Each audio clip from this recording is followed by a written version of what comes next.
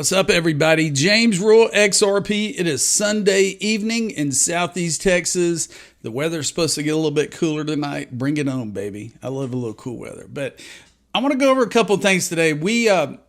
I started a Twitter Spaces or a X Spaces today, and a lot of people showed up, developers showed up, and we talked about the hiccups of the automated market makers. We're going to look at a couple of tweets from some developers on what they're possibly trying to do to fix the issues. But before we get started, I'm not a financial advisor. Follow me on X at RuleXRP. I'm a crypto teacher. I teach the teachers. I love getting it out to the public, and we're going to have a good time today.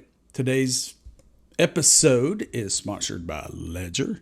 Ledger offers cold hardware wallets. I have the Ledger Nano S Plus as well as the Ledger Nano X. The Ledger Nano X holds more cryptocurrency on the blockchain.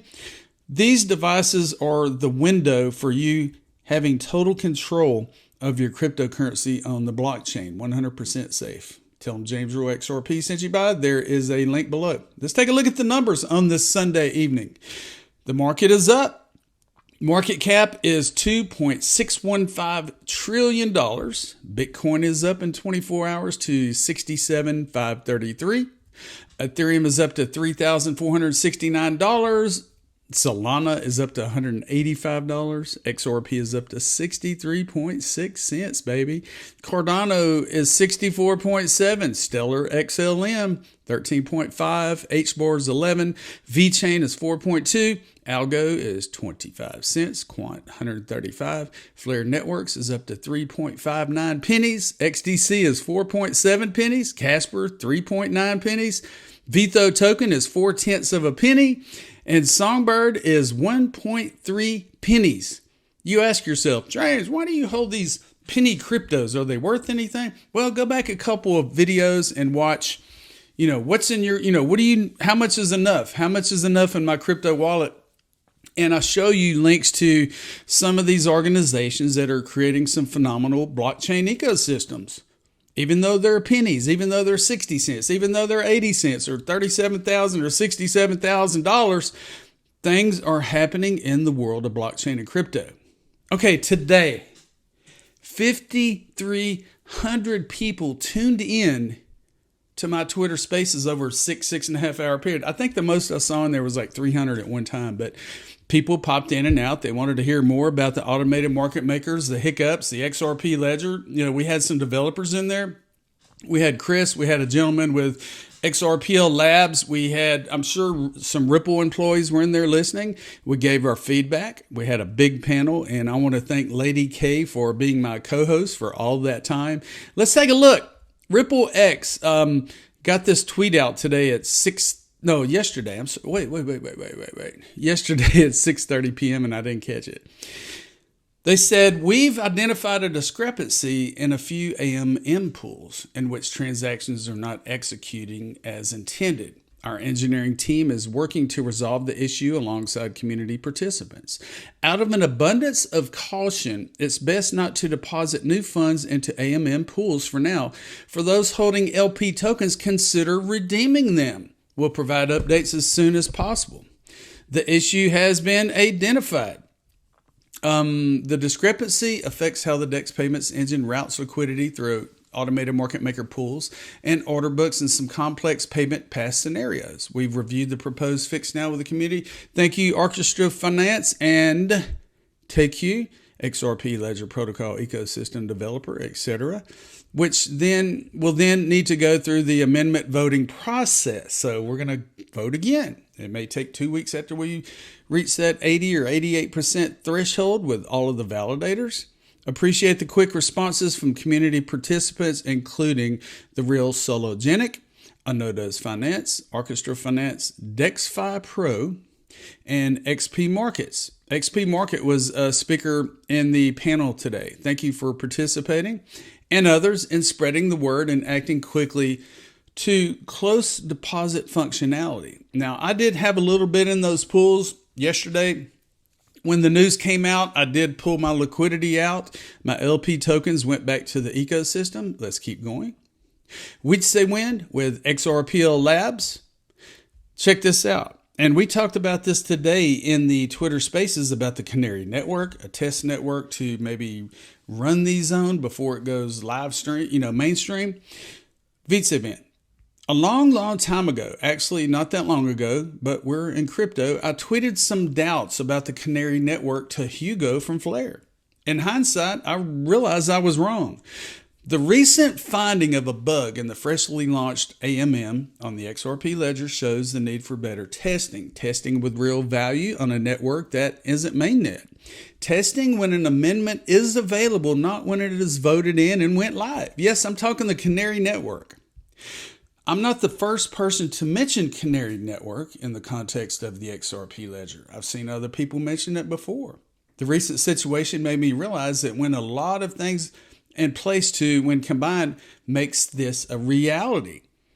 It needs to be a separate network with a native asset that has some value. So it makes sense for people to use it in real life scenarios, and it makes sense for users and developers to test and try to exploit. Check for bugs.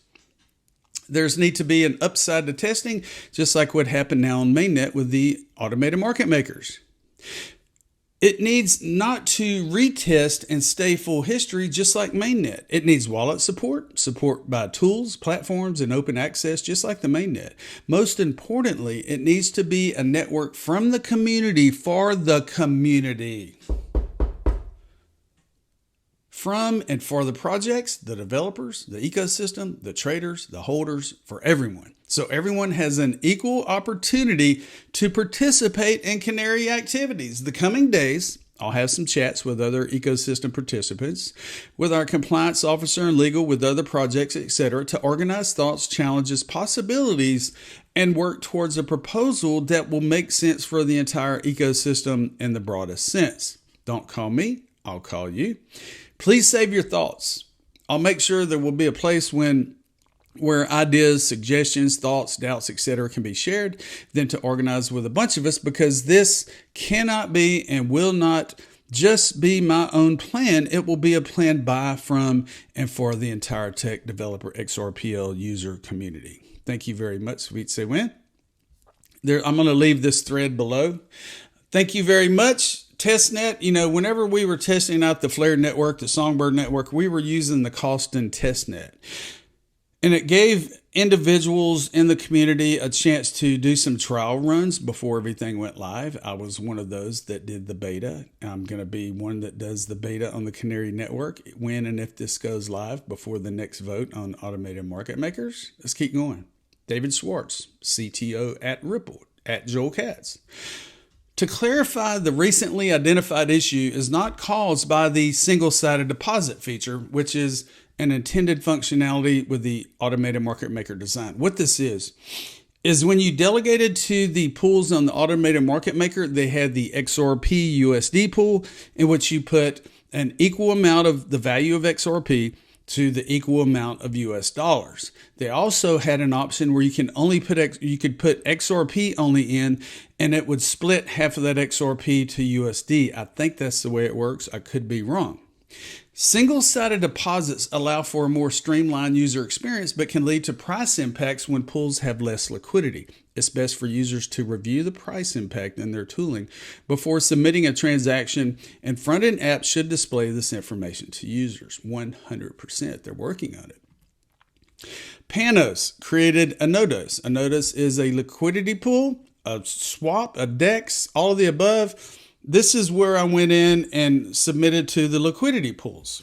He immediately, after all this happened, posted that swaps are temporarily disabled till further notice from RippleX team. It is advised not to deposit new funds into the automated market maker pools and to withdraw existing funds. Thank you very much, Panos. I know Orchestra Finance and several other of the liquidity pool front door /deck/ AMM providers did the same thing.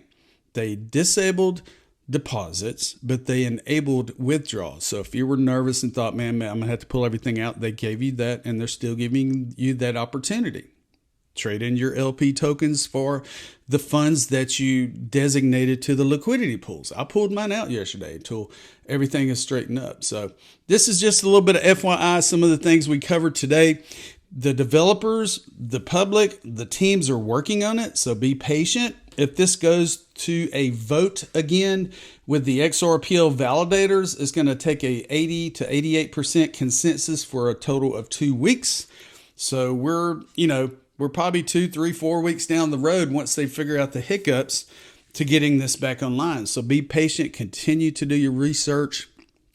Go to the DevNet, the test nets when they're available. Do some test runs with, the Play XRP, the Play Bitcoin, the Play Ethereum, the Monopoly money, I call it, on the developers network. It's not real money, but you do have an opportunity to go into the liquidity pools, to go to the, the DevNet dexes, and it's a lot of fun. So have a good evening. We have a new week coming up. I hope everyone has a fantastic night, fantastic morning, and we'll see you very soon. The James Earl Crypto Show. I'm out of here, and I told you so.